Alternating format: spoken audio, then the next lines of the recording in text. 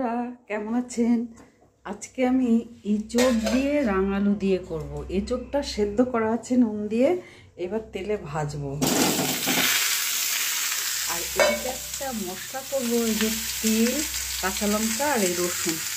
আমার হোমমেড এই যে টমেটো সস, এই দিয়ে দেবো দুটো। এবার নুন হলুদ দিয়ে দিই। তেলে শুকনো লঙ্কা, তেজপাতা, জিরে ফোড়ন দিয়েছি, আর এই হিং দেবো,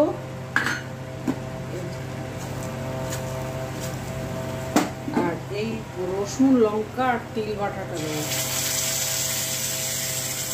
এই মেশিন ধোয়া জলটা দিয়ে দিয়েছি, আর এদিকে এটা এটা সেদ্ধ হয়ে গেছে। এই যে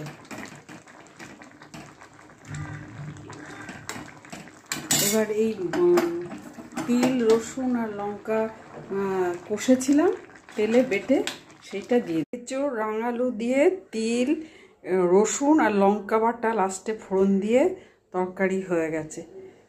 টেস্ট খুব ভালো হয়েছে।